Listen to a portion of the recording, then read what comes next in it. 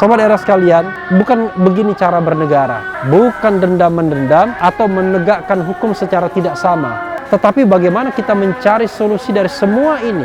Dan kalau misalnya kita bicara soal pelanggaran protokol kesehatan, sekali lagi itu bukanlah sebuah kejahatan luar biasa. Tetapi perlu ditindak dan tidak harus pidana.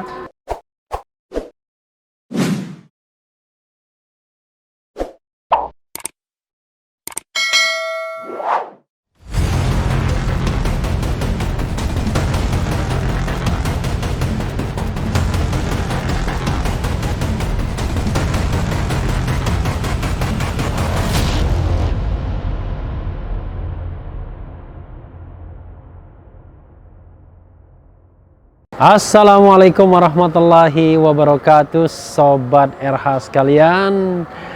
Jumpa lagi kita di channel yang keren ini, Keren Cadas. Saya take video ini di luar ya, menjelang maghrib. Ini sudah pukul 18.00 ya, 30 menit lagi maghrib ya, 18.25 atau 18.30 ya, perang di Penogoro. Tapi itu sholat maghrib. Ini saya ingin membacakan. Ini ada laporan yang menarik ya. Lisman, nanti kita lihat siapa itu Lisman ya, melaporkan Raffi Ahmad kepada Irjen Fadil Imran. Simak alasannya. Ini kita lihat ya, kok ke Irjen Fadil Imran yang merupakan Kapolda Metro Jaya. JPNN.com Jakarta. Kehadiran artis sekaligus presenter Raffi Ahmad di sebuah pesta ulang tahun sahabatnya pasca mendapatkan vaksinasi COVID-19 berbuntut panjang.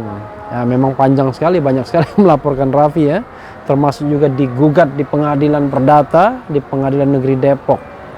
Selain panen kritikan termasuk dari rekan sesama artis, Raffi juga dilaporkan ke Polda Metro Jaya atas dugaan pelanggaran protokol kesehatan prokes di saat masa pandemi COVID-19.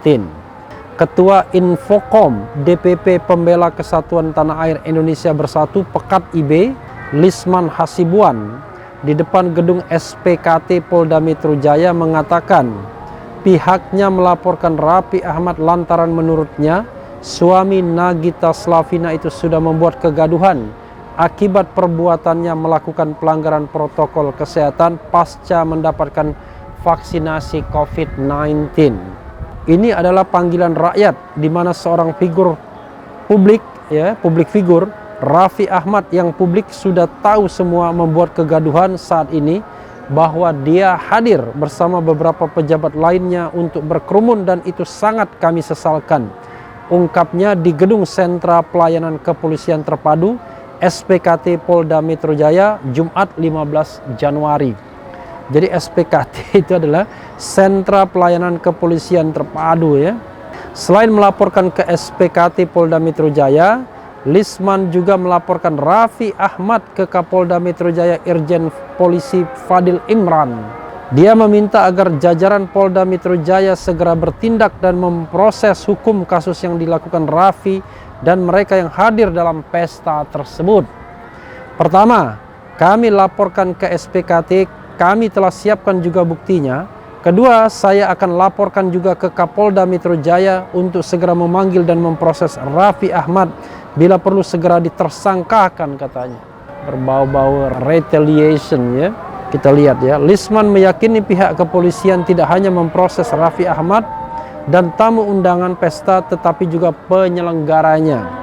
Apalagi Raffi sendiri, kata dia, selain publik figur juga sebagai influencer yang dipercaya dalam sosialisasi program vaksinasi COVID-19. Ditambah dia sudah disuntik vaksin COVID-19 bersama Presiden Joko Widodo Jokowi di Istana Kepresidenan. Kalau laporan kami diterima, semua yang ada di situ wajib dipanggil, termasuk penyelenggara acaranya juga yang kafe tersebut. Mau artis apapun semua harus dipanggil. Yang ada di situ tidak boleh ada pandang bulu. Semua harus dipanggil, diproses, tutup Lisman.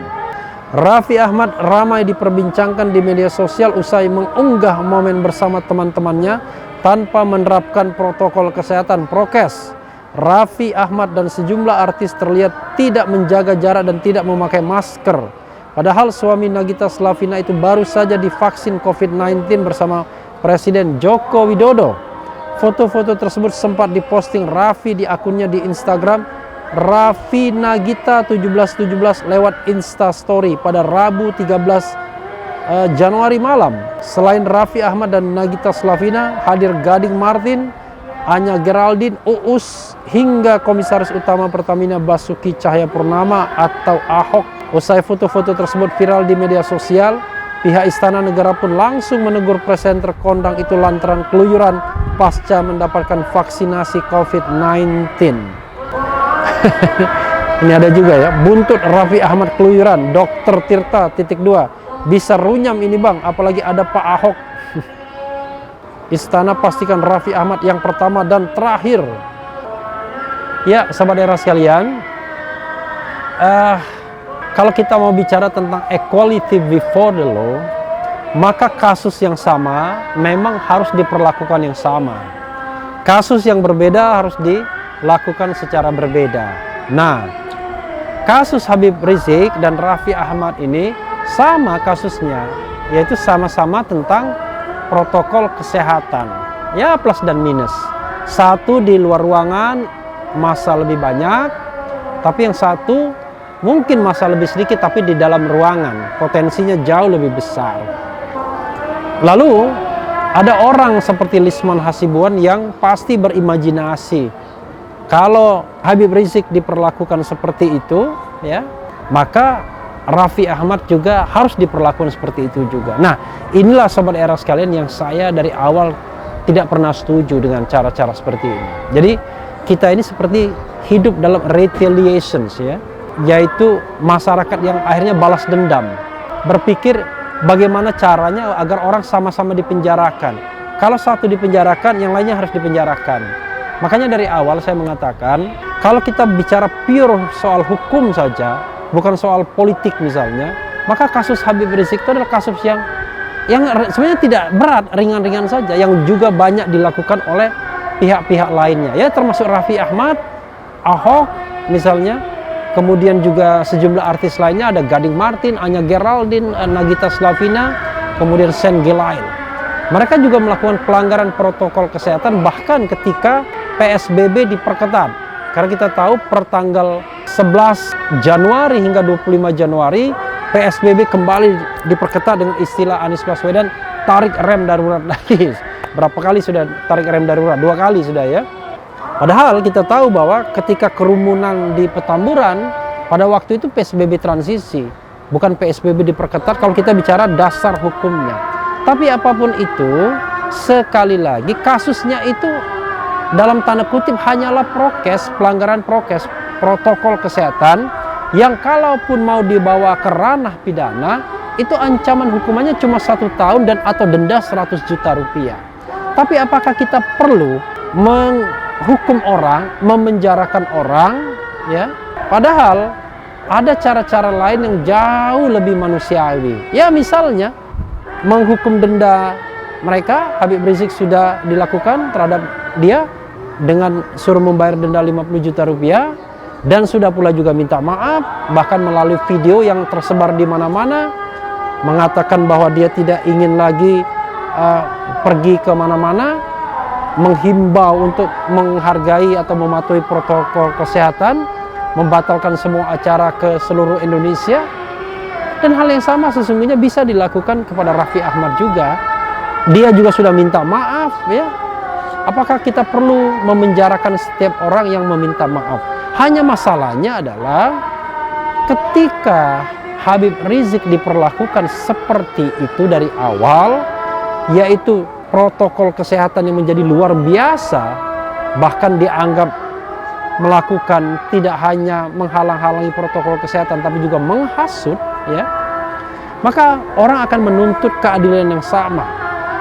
Untuk kasus Raffi Ahmad misalnya akan ada pemberatan karena dia baru saja dijadikan ikon, dijadikan wakil dari istana untuk meyakinkan masyarakat akan pentingnya, akan tidak berbahayanya yang namanya vaksin COVID-19 yang banyak diributkan dan banyak diperdebatkan misalnya.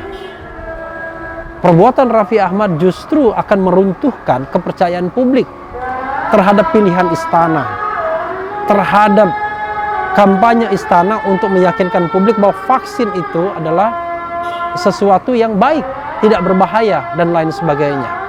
Karena pada masa yang bersamaan, pada jangka yang bersamaan, Raffi Ahmad seolah-olah menyalahgunakan. Dengan divaksin, tidak perlu lagi protokol kesehatan. Nah, saudara sekalian, mereka-mereka yang juga hadir di sana juga akan dituntut perlakuan yang sama. Karena kita tahu bahwa tidak hanya Habib Rizik yang ditersangkakan, tapi ada 5 orang lainnya yang juga ditersangkakan karena dianggap pelanggaran protokol kesehatan. Sekali lagi, pelanggaran protokol kesehatan yang diancam dengan pasal 93 Undang-Undang Nomor 6 Tahun 2018. Undang-Undang tentang kekarantinaan kesehatan, di situ mengatakan siapa yang tidak mematuhi dan juga menghalangi penyelenggaraan kekarantinaan kesehatan, maka dia bisa diancam hukuman penjara 1 tahun dan atau denda 100 juta rupiah. Sama ya pengenaan pasalnya, hanya memang untuk ya Habib Rizik itu seperti istimewa ditambah dengan pasal penghasutan, yaitu pasal 160 KUHP yang menyebabkan dia akhirnya harus meringkuk di tahanan Polda Metro Jaya dan sekarang dipindahkan ke Barreskrim. Sobat era sekalian, bukan begini cara bernegara. Bukan dendam-mendendam atau menegakkan hukum secara tidak sama. Tetapi bagaimana kita mencari solusi dari semua ini. Dan kalau misalnya kita bicara soal pelanggaran protokol kesehatan, sekali lagi itu bukanlah sebuah kejahatan luar biasa, tetapi perlu ditindak dan tidak harus pidana. Bisa saja hukuman-hukuman lain. Pertama-tama tentu minta maaf, hukuman denda, bila perlu hukuman sosial dan lain sebagainya, tapi bukan memenjarakan orang sehingga orang tersebut tidak produktif, tidak bisa lagi berbuat baik bagi bangsa dan negara. Saudara sekalian, mudah-mudahan perspektif saya ini bisa diterima, bisa dipahami oleh penegak hukum dan terutama oleh pemerintah yang sedang berkuasa. Bahwa berhentilah kita punya perspektif untuk memenjarakan orang hanya karena kita tidak menyukainya. Begitu kemudian pihak lain meminta perlakuan yang sama, maka akan berlaku unequality before the law, dan itu sama sekali tidak sehat bagi negeri ini. Mudah-mudahan ada sinar terang. Cuaca sudah mulai gelap ya. Di masjid sudah berkumandang pujian-pujian sebelum azan tiba. Sekarang sudah pukul 6.15, sebentar lagi sholat maghrib. Yang penting tetap di channel ini, karena di channel ini Anda akan dirayu, ditipu, dibaperin, dicecar, diuber pula di jalur khusus. Karena channel ini adalah channel yang mengancam, memeras, dan membenci. Jangan lupa subscribe, like, comment, and share. Cia.